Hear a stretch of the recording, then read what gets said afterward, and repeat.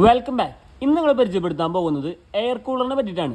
പുതിയതായിട്ട് ഒരു air cooler വാങ്ങുമ്പോൾ ഇത് വാങ്ങുന്നതിന് മുമ്പ് നിങ്ങൾ എന്തെല്ലാം കാര്യങ്ങൾ ശ്രദ്ധിക്കണമെന്നും അതുപോലെ തന്നെ ഇതിൻ്റെ ഉപയോഗം എന്താണെന്നാണ് ഞാൻ ഈ വീഡിയോയുടെ നിങ്ങൾക്ക് പറഞ്ഞു തരാൻ പോകുന്നത്. അപ്പോൾ നമുക്ക് നമ്മുടെ ചാനൽ ആദ്യമായിട്ട് കാണുന്നുണ്ടെങ്കിൽ ചാനൽ സബ്സ്ക്രൈബ് ചെയ്യുക. അപ്പോൾ നമുക്ക് വീഡിയോയിലേക്ക് കിടക്കാം. ഫസ്റ്റ് ഓഫ് ഓൾ നമുക്ക് എയർ കൂളർ തന്നെ എന്താണെന്ന് നമുക്ക് ആദ്യം പഠിക്കാം. എയർ കൂളർ എന്ന് പറയുന്നത് ഒരിക്കലും ഒരു റൂമിനെ തണുപ്പിക്കുന്ന ഒരു പ്രൊഡക്റ്റ് അല്ല. ജസ്റ്റ് അതിൻ്റെ ഉള്ളിലൊരു ഫാനാണ് വരുന്നത്. ചെറിയ രീതിയിലുള്ള തണുത്ത കാറ്റ് മാത്രമാണ് എയർ കൂളറിൽ നിന്ന് വരുള്ളൂ. അപ്പോൾ ഒരു കാരണവശാലും ഇതൊരു AC-യുടെ പെർഫോമൻസ് ബേസ് ചെയ്ത് കൂളർ ഒരിക്കലും നമ്മൾ വാങ്ങരുത്. നമുക്കിതിൻ്റെ പ്രവർത്തനത്തിലേക്ക് നോക്കുമ്പോൾ ഇതിന് നമുക്ക് അടിയിലായിട്ട് കാണാം ഇതിൻ്റെ വാട്ടർ ടാങ്കാണ് അടിഭാഗത്ത് കാണുന്നത്. അതുപോലെ തന്നെ അതിൻ്റെ ഫ്രണ്ടിലായിട്ട് വരുന്നത് അതിൻ്റെ ബ്ലോവർ ഫാൻ ഉണ്ടാവും. അതിൻ്റെ ബാക്ക് സൈഡായിട്ട് ഹണി കോംബ് എന്ന് പറഞ്ഞ ഫിൽറ്റർ ഉണ്ടാവും. ഈ ഒരു കൂളറിൻ്റെ ഫംഗ്ഷൻ എങ്ങനെയാണെന്ന് വെച്ച് കഴിഞ്ഞാൽ ഇതിൻ്റെ അടിയിലായിട്ട് ഒരു പമ്പ് മോട്ടർ ഉണ്ട്. ആ പമ്പ് മോട്ടറിൽ നമുക്ക് ഏറ്റവും ടോപ്പിൽ കൂടെ നമ്മൾ ആദ്യം വെള്ളം ഒഴിച്ച് കൊടുത്തു കഴിഞ്ഞാൽ അതിൻ്റെ ടാങ്കിലേക്ക് വരും.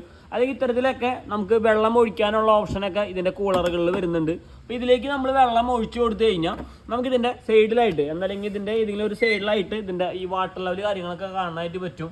അപ്പോൾ നമ്മളിതിൽ വെള്ളം ഒഴിച്ചു കൊടുക്കുക. വെള്ളം ഒഴിച്ചു കൊടുക്കുമ്പോൾ തണുത്തോളം അല്ലെങ്കിൽ ഐസ് ക്യൂബ്സ് ഒക്കെ ഇടുകയാണെന്നുണ്ടെങ്കിൽ കുറച്ചും കൂടി എപ്പോഴും ബെറ്റർ ആയിരിക്കും. അപ്പോൾ ഇതിൻ്റെ അടിയിൽ നിന്ന് ആ പമ്പിങ് ആ വെള്ളം എടുത്തതിന് ശേഷം ഇതിൻ്റെ ബാക്ക് സൈഡിലായിട്ട് ഹണി കോംബ് എന്ന് പറഞ്ഞൊരു ഫിൽറ്റർ വരുന്നുണ്ട്. ഇത്തരത്തിലുള്ള ഫിൽറ്റർ. ഈ ഒരു ഫിൽറ്റർ ഇത് നനയ്ക്കും. നനയുന്ന സമയത്ത് പുറത്തുനിന്നുള്ള എയർ വലിച്ചെടുത്ത് ഇതിൻ്റെ ഉള്ളിൽ വരുന്ന ഒരു ബ്ലോവർ ഫാൻ ഉണ്ട്.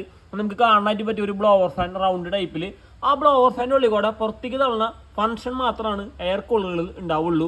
ഇത് നല്ല ചൂടുള്ള റൂമിൽ ഈ ഒരു പ്രൊഡക്റ്റ് കൊണ്ടുവച്ച് കഴിഞ്ഞാൽ സാധാ വെള്ളമൊക്കെയാണ് ഒഴിച്ചു കൊടുക്കുന്നുണ്ടെങ്കിൽ വലിയ എഫക്റ്റ് ഒന്നും കിട്ടില്ല. ഒരു ഫാൻ്റെ കാറ്റ് മാത്രമേ കിട്ടുള്ളൂ. നേരെ മറിച്ച് ജനലൊക്കെ നമ്മൾ തുറന്നിട്ടാണെന്നുണ്ടെങ്കിൽ പുറത്തുനിന്നുള്ള എയറും കൂടി എടുക്കുമ്പോൾ കുറച്ചും കൂടി കാറ്റ് കാര്യങ്ങളൊക്കെ ബെറ്റർ ആയിരിക്കും. അതല്ലെങ്കിൽ നമ്മൾ ഐസ് ക്യൂബ്സ് ഒക്കെ ഇട്ടിട്ട് ഇത് വർക്ക് ചെയ്യിക്കണം. അപ്പോൾ ഇതാണ് ഇതിൻ്റെ കൂളറിൻ്റെ മെയിൻ ഫംഗ്ഷൻ എന്ന് പറയുന്നത്. ഇത്രയും ഒരു പ്രോസസ്സ് മാത്രമാണ് എയർ കൂളർ നടക്കുന്നുള്ളൂ.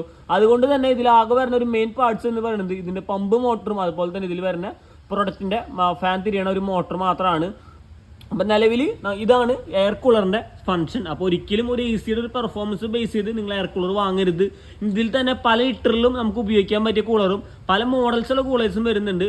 ഇത്തരത്തിലുള്ള കൂളറിനെ പേഴ്സണൽ കൂളർ എന്നാണ് പറയുക. ഇതിൽ ടവർ ഹൈറ്റുള്ള മോഡൽസൊക്കെ ആണെങ്കിൽ ടവർ കൂളറെന്നും വലിയ കൂളറുകളെ ഡെസേർട്ട് കൂളറെന്നും അങ്ങനെ 3 തരത്തിലായിട്ട് കൂളറുകൾ നമുക്കിന്ന് മാർക്കറ്റിൽ ലഭ്യമാണ്. അപ്പം നിങ്ങളുടെ സിംഗിൾ പേഴ്സണലൊക്കെ യൂസ് ആണെന്നുണ്ടെങ്കിൽ ഇത്തരത്തിലുള്ള മോഡൽ വാങ്ങുന്നതായിരിക്കും കുറച്ചും കൂടി ബെറ്റർ. അപ്പോൾ നമുക്കിത് എങ്ങനെയാണ് ഉപയോഗിക്കുന്നത് വെച്ച് കഴിഞ്ഞാൽ ഇതിൻ്റെ മേലെയായിട്ട് ഇത്തരത്തിൽ ഫങ്ഷൻസ് കൊടുത്തിട്ടുണ്ട്. ഏതൊരു എയർ കൂളർ നിങ്ങൾ എടുത്തു നോക്കിയാലും ഇതിൻ്റെ കോമൺ ആയിട്ട് 2 നോബുകളാണ് നമുക്ക് കാണാൻ പറ്റാം. ഒന്ന് ഇതിൻ്റെ ഫാൻ സ്പീഡാണ്. അതിൽ നമുക്ക് ഹൈ, മീഡിയം, ലോ അങ്ങനെ 3 പ്രോഗ്രാമിൽ നമുക്കിത് ഫാൻ കൺട്രോൾ ചെയ്ത് ഉപയോഗിക്കാനായിട്ട് പറ്റും. അതിനുശേഷം ഇതിൻ്റെ ഇത്തരത്തിൽ ഈ സൈഡിലേക്ക് വരുമ്പോൾ നമുക്ക് വരുന്നത് ഒന്ന് ഇതിൻ്റെ ഓഫ് ബട്ടൺ. ഓഫിൽ നിന്ന് നമുക്ക് വേണമെങ്കിൽ സ്വിങ്ങിലേക്ക് ഇട്ട് കൊടുക്കാം. സ്വിങ് ഇട്ട് കൊടുത്തു കഴിഞ്ഞാൽ ഇതിലിപ്പോൾ ഫാനിൻ്റെ പർപ്പസ് ജസ്റ്റ് കാറ്റും അതുപോലെ തന്നെ ഇതിൻ്റെ ഉള്ളിൽ ചെറിയ രീതിയിലുള്ള സ്വിങ്ങിങ് ഉണ്ടാവും. അല്ലെങ്കിൽ ചിലതിൽ നമുക്ക് ഇതൊക്കെ ഫ്ലാപ്പൊക്കെ അഡ്ജസ്റ്റ്മെൻറ്റ് ചെയ്യാൻ പറ്റുന്നതാണ്. ചിലതിൽ പുറത്തായിരിക്കും ഈ ഭാഗമായിരിക്കും സ്വിങ് ചെയ്യുക, ചിലതിൻ്റെ ഉള്ളിലായിരിക്കും സ്വിങ് ചെയ്യുക. അപ്പോൾ അതിന് പുറമെ പിന്നെ വരുന്നതാണ് കൂളറിൻ്റെ ഫംഗ്ഷൻ എന്ന് പറയുന്നത്. കൂളറിൻ്റെ ഫംഗ്ഷനിലേക്ക് ഉപയോഗിക്കുമ്പോൾ ഈ ഒരു നോബും അതുപോലെ തന്നെ പ്ലസ് ഈ ഒരു നോബാണെന്നുണ്ടെങ്കിൽ സ്വിങ് വിത്ത് കൂൾ എന്ന് പറഞ്ഞ പ്രോഗ്രാമിൽ നമ്മൾക്ക് സെലക്ട് ചെയ്തിടണം. ഇങ്ങനെ ഇട്ട് കഴിഞ്ഞാൽ ആ വെള്ളം വലിച്ചെടുത്ത് നമ്മൾ നേരത്തെ പറഞ്ഞ സെയിം പ്രോസസ്സ് നടന്ന് നമുക്ക് ചെറിയ രീതിയിലുള്ള തണുത്ത കാര്യങ്ങളൊക്കെ നമുക്ക് കിട്ടും. അപ്പോൾ ആ ഫംഗ്ഷൻ ഉപയോഗിക്കുമ്പോൾ ഫാൻ സ്പീഡും ഈ ഫംഗ്ഷനിലാണെങ്കിൽ കൂൾ വിത്ത് സ്വിങ് എന്ന് പറഞ്ഞ ഓപ്ഷനിലും നമ്മൾ ഉപയോഗിക്കണം. അല്ലെങ്കിൽ ഈ കൂൾ മാത്രം ഇട്ട് കൊടുക്കുകയാണെങ്കിൽ ഇതിനുള്ളിലുള്ള റൊട്ടേഷൻ ഉണ്ടാവില്ല.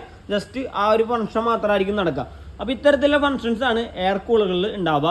ഇനി പല കൂളറുകളും ഇത്തരത്തിലുള്ള വാട്ടർ ഒഴിക്കാനുള്ള ഓപ്ഷനും വാട്ടർ ലെവലും പിന്നെ ചില ഇതിൽ വീല് കാര്യങ്ങളൊക്കെ വരുന്നുണ്ട്. അതുപോലെ തന്നെ ഇതിൻ്റെ ബാക്ക് സൈഡായിട്ട് ഇതിൻ്റെ വേസ്റ്റ് വെള്ളം റിജക്ട് ചെയ്ത് കളയാനായിട്ട് ഒരു ഡ്രൈനേജ് വരുന്നുണ്ട്. ഇതിൻ്റെ അടിഭാഗത്തായിട്ടായിരിക്കും കൊടുത്തിട്ടുണ്ടാവുക. മിക്ക കൂളറിൻ്റെയും ഏറ്റവും ഈ അടിഭാഗത്തായിട്ട് ഈ ഒരു സൈഡിലായിരിക്കും ഇതിൻ്റെ ഒരു ഡ്രൈനേജ് ഓപ്ഷനായിട്ട് കൊടുത്തിട്ടുണ്ടാവുക.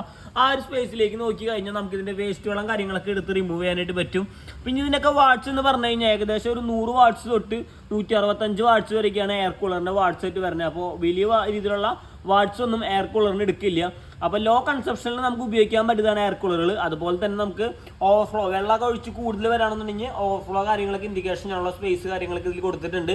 അപ്പോൾ ഒരു എയർ കൂളർ എന്ന് പറയുന്നത് നമുക്കൊരു ഫാനിൽ നിന്നും അതുപോലെ തന്നെ നമുക്കൊരു AC-യിൽ നിന്നൊക്കെ ഒരു മിഡിലായിട്ട് വാങ്ങി ഉപയോഗിക്കാവുന്ന ഒരു പ്രൊഡക്റ്റുകളാണ് എയർ കൂളർ എന്ന് പറയുന്നത്. അപ്പോൾ ഇതിനെ ഉപയോഗിക്കുമ്പോൾ AC-നെ അപേക്ഷിച്ച് നോക്കുകയാണെങ്കിൽ കറണ്ട് കൺസപ്ഷൻ എയർ കൂളറിന് കുറവായിരിക്കും. പക്ഷേ റൂമിൽ ഒരിക്കലും തണുപ്പിക്കില്ല. ഒരു കാറ്റ് മാത്രമായിരിക്കും എൻ്റെ ഒരു ഓപ്ഷനിൽ ഈ ഒരു പ്രൊഡക്റ്റിൽ നിന്നൊക്കെ കിട്ടുള്ളൂ. ഇനി കൂളറൊക്കെ നിങ്ങൾ വാങ്ങാൻ ഉദ്ദേശിക്കുന്നുണ്ടെങ്കിൽ ഏതാണ് ഒരു നല്ല കമ്പനി എന്നുണ്ടെങ്കിൽ നമുക്ക് എടുത്തു പറയാവുന്ന നല്ലൊരു ബ്രാൻഡാണ് സിംഫണിയുടെ എയർ കൂളേഴ്സ്. അപ്പോൾ നിങ്ങൾക്ക് ഈ ഒരു വീഡിയോ ഉപകാരപ്പെട്ട് കഴിഞ്ഞാൽ നമ്മുടെ ചാനൽ മറക്കാതെ സബ്സ്ക്രൈബ് ചെയ്യാനും ഫോളോ ചെയ്യാനും മറക്കരുത്. അപ്പോൾ അടുത്തൊരു നല്ലൊരു വീഡിയോ കാണുമ്പോഴേക്കും ബൈ.